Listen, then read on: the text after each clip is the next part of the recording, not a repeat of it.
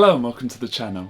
Today we're going to be checking out this guitar, which you might recognise if you've watched my recent £100 Facebook Marketplace video, albeit it's now in a much better condition than when you saw it in that video. So in this video I'm going to talk you through the changes that we've made to this free Facebook guitar in order to get it into better working order, and then I'll take you through some of the tones now that it's properly set up.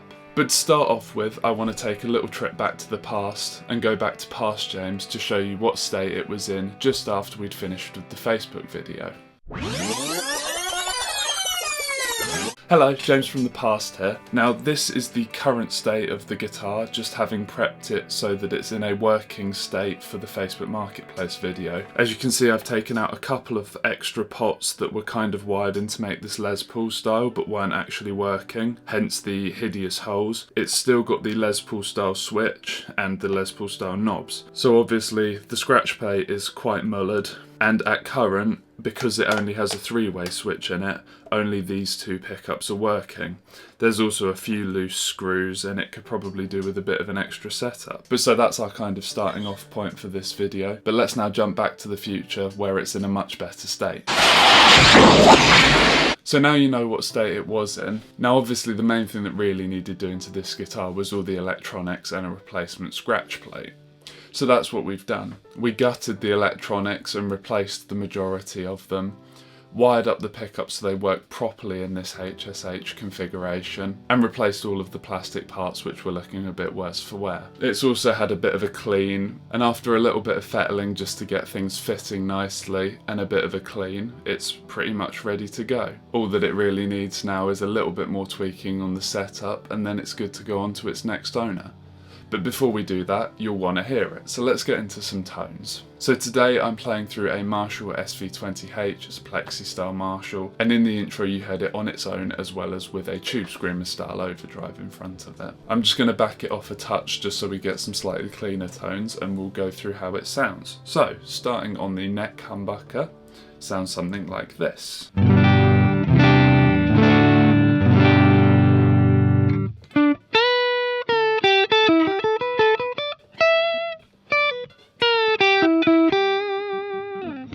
So as you can hear, these pickups are very sort of pathy, Gibson-y style.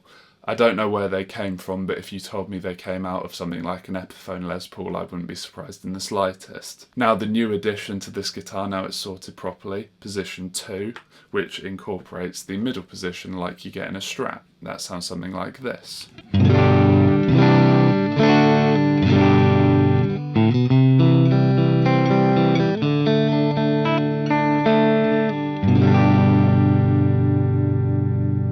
So it gets a lot more stratty and has that sort of slightly spanky thing that you might want to use for sort of a funky style thing too. That sort of...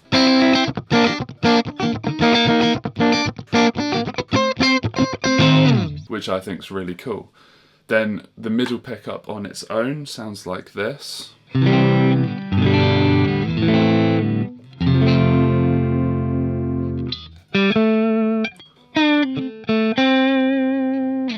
Then with the bridge pickup engaged. And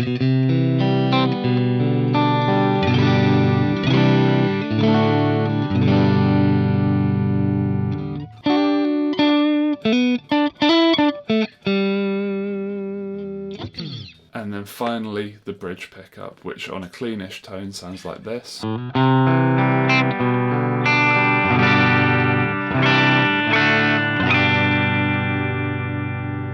And then if I kick in some drive.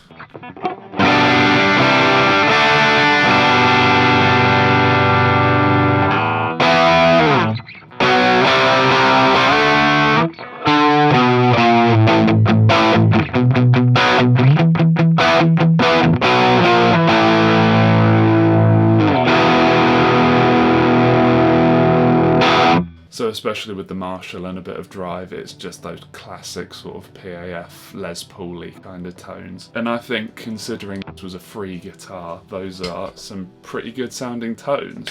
Now we did run into a few issues in fixing this thing up.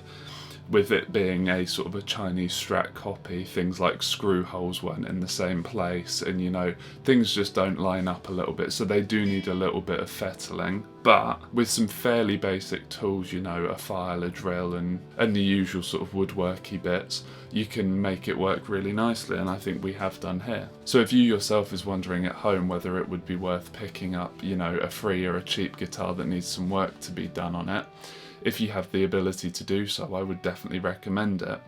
There is certainly a level of satisfaction you get as well from sort of, you know, rescuing something and just, you know, building something and putting your slightly own take on it. As you can probably tell from the channel so far, I do enjoy sort of doing random builds and doing things that are a bit unique.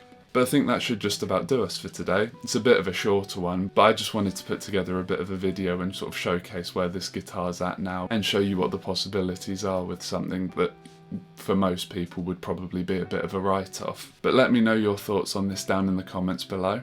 And as always, thank you very much for watching, and I'll see you in the next one.